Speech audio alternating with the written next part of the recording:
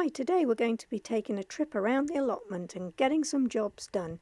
Then we're going to be nipping home and doing a job that I've been quite excited about for some time and learn some of the mistakes I made, so stay to the end for that one. In the meantime, we're looking at some beautiful sunflowers, a bit small but still beautiful. As we go on to the plot, you'll notice that my bramley apple tree is rather overcrowded with leaves at the moment. It doesn't look like it's got any apples on it, but it does. They're a bit small this year, and I think that's due to the drought, but they are still there. But it's rather overcrowded with the leaves, so I'm going to get those trimmed off. That's job number one to get done. I'm also going to see if they're ripe. Now this one is too bug damaged to tell and see the pips. Let's try another one. No, not quite ready. As you can see, one pip's going brown, but the other is white. So I've trimmed back all the pieces of foliage and branch that are sticking out and made sure there's lots of air to get around the tree to try and stop bugs and diseases. That's quite a lot off, but you can see at the top there's still some length. I need the stool for that. I think I'll do that next time. You can also see that we can get at the apples now, so can the sunshine, so I'm hoping they're going to finish ripening. And the back here, I've given it quite a good trim because I don't want it growing over the greenhouse or the apples dropping off and smashing the greenhouse glass.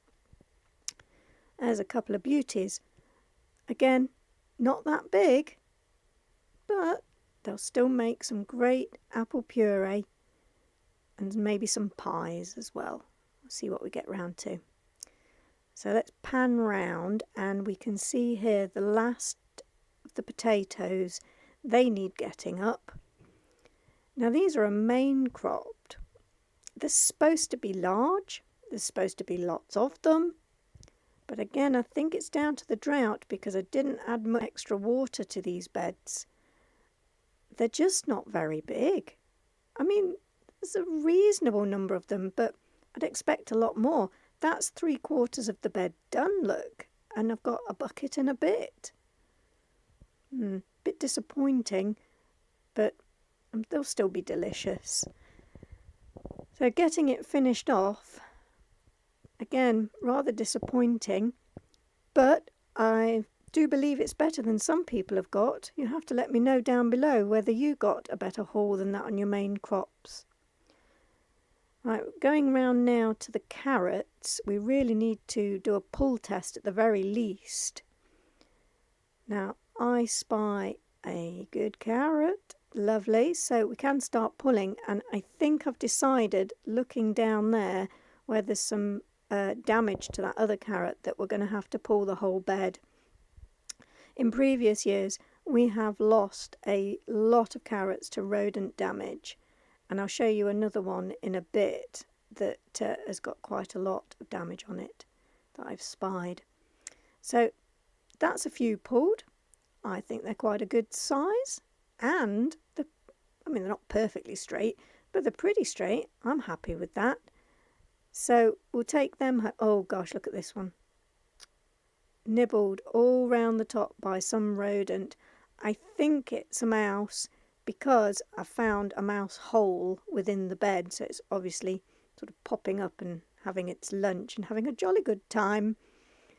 So I'm going to take its food away, aren't I mean? Right, let's get the rest pulled. We're getting a variety here.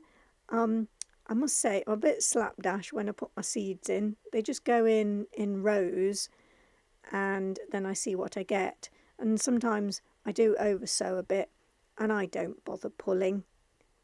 So I'm going to get some small ones, but they'll be nice in either salads or other bits and pieces. Ah, here's another job, look.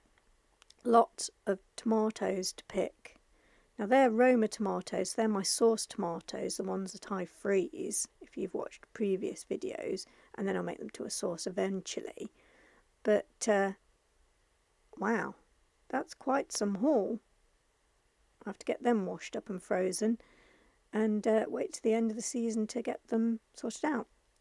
I'm also going to turn the watering down a bit because I want some of the other green tomatoes to start to redden up before the end of the season, and withdrawing them of a little bit of water can encourage that, so that's what I'm going to do.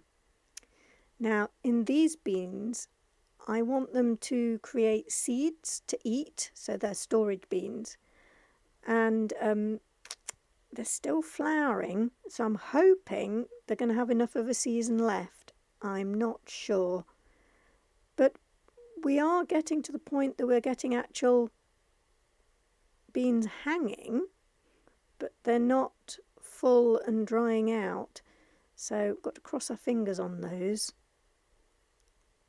And there's some Carlin peas there as well, they need to do the same. I'll have to wait and see. Now these are my runner beans, and I'm basically just leaving them alone now. They're struggling a bit, but I want them to go to seed. They look like they need to be ripped out, but as you can see there, that one is podding up nicely. It's getting nice and fat. So I want them for seed for next year, so I'm going to leave them alone even though they look a mess. The Brayburns look nice, but I'm going to leave them a little bit longer, I think. I haven't got time to do every single job today. You kind of have to decide what you're going to do, because otherwise you end up being overwhelmed with everything. Well, that's what I find anyway. The pumpkins, I'm hoping that as they are dying off, that they're probably going to set some harder skins if I just leave them while this weather is good. Oh, this one's good, Muscat de Provence. It's supposed to go orange, clearly not yet, so I'm hoping we might get some orange before I have to pick it. Again, it's one of those waiting games, isn't it? Ah yes, and these are interesting. These are a form of dried beans. These are actually kidney beans. And as you can hear from the rattling, they're ready to be picked.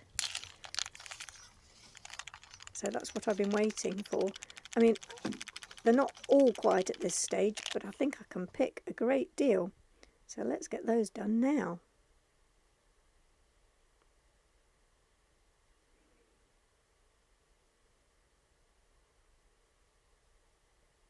You'll see later how I deal with those. Ah yes, beetroot. They're coming on a treat. I haven't got time to deal with them this week, so they'll have to stay in the ground for now, and hope that the mouse doesn't move from the carrots to the beetroot. That would be bad. These are French beans. Again, they're looking rather sad, but that's because I'm letting these go over to seed, because I want to save the seed to grow them from next year.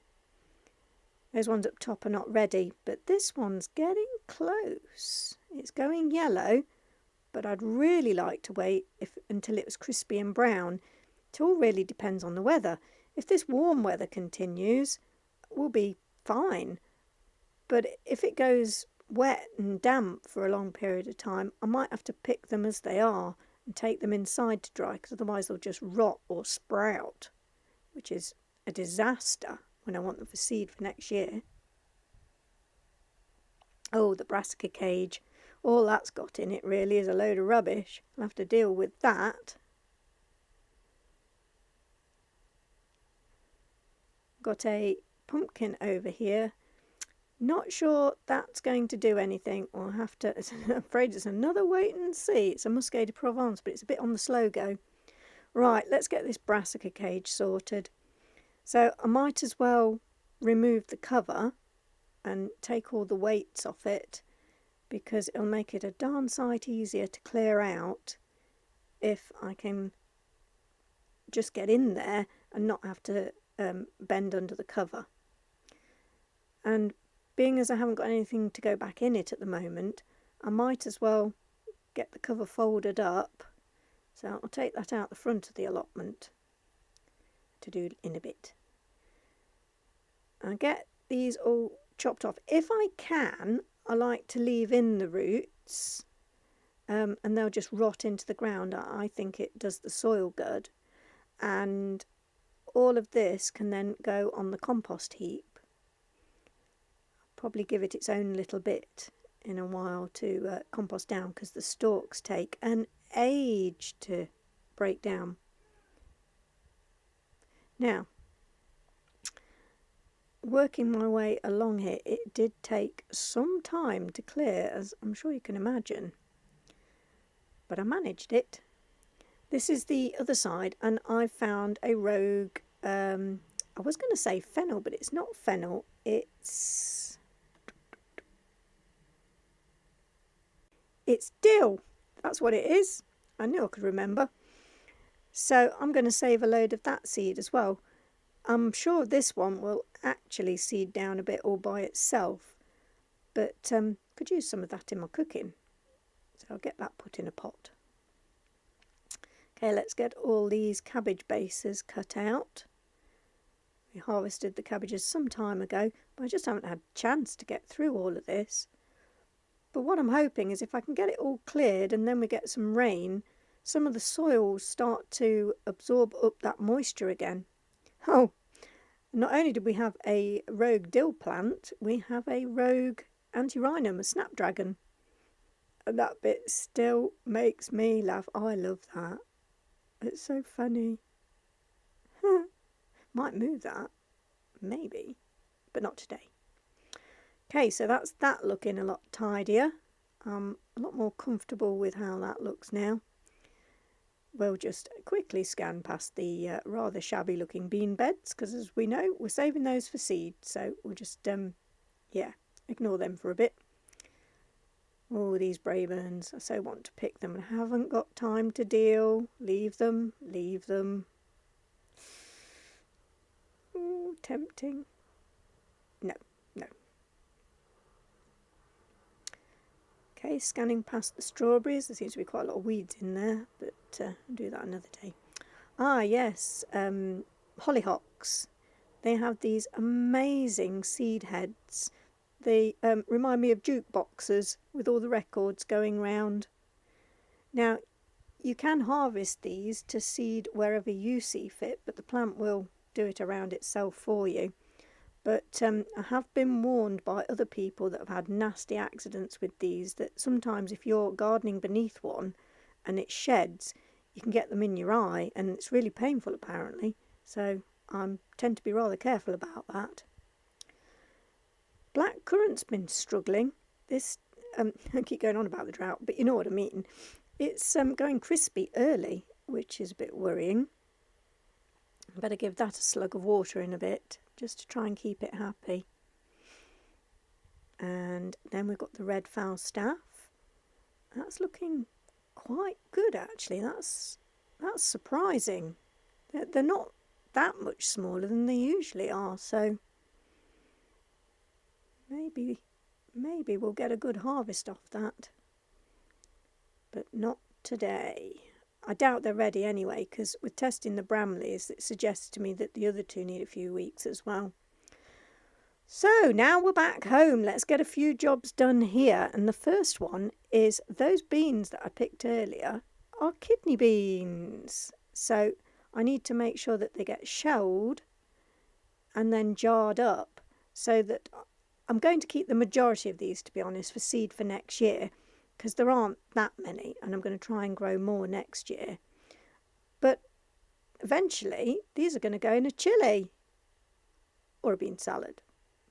But once they're completely dry, and I mean completely dry, I can just store them in a jar, and then I can take my pick about whether I sow them or eat them. Now this is what I was really excited about. Last year I didn't take enough of the grapes off, so that they ended up really small. So these are supposed to be eating grapes, and so therefore I want them a reasonable size, because they've got seeds in, and I'm just so excited to harvest them. But believe it or not, I took 50% of the grapes off early on, and they've still not grown to a really good size. So grape jam it is again this year then, folks. Because with the seeds inside, they're just not worth eating at the moment. So next year, I've got to note to myself that it's actually going to be over 50% that I have to remove to get them to grow bigger.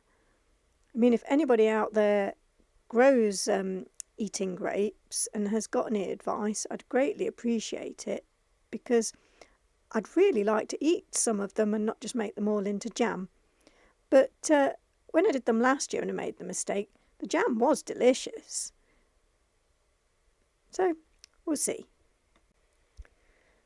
So what I'm going to do after I've picked them all is obviously give them a jolly good wash, and then I'm going to basically ping off all the grapes, so get them all off the stalks, and then that way they'll be nice and clean for turning into jam. They'll not have to be separated from their stems, and it'll just make the jamming process so much easier. And I can just freeze them so that I can jam them when I've got more time. Because I know I keep talking about it, but at this time of year, if you don't watch it, you're going to be totally overwhelmed with stuff that you need to deal with and no time to do it in. So I tend to use things like this just to give myself that more time. And notice I've written on it really large so that I know what's in the bag. I've got 2 of these, so that should make me a great deal of jam. I got a couple of jars out of it last year. Oh yeah, and the carrots we picked. This is what I'm going to do to try and prolong their life so that the mice didn't get them, but we still do. I've got a cloth in each of these bags to absorb any excess moisture, and then they're just stored in sealed bags in the fridge. So I've got those 3 larger bags up there of the bigger carrots, and then the smaller carrots I've got in bags down here, and I'll try and get them used up first, because I find the smaller they are, the less time that they will last. Well, thanks for watching today, everybody. I think I got a lot done, and I really enjoyed it. Thanks.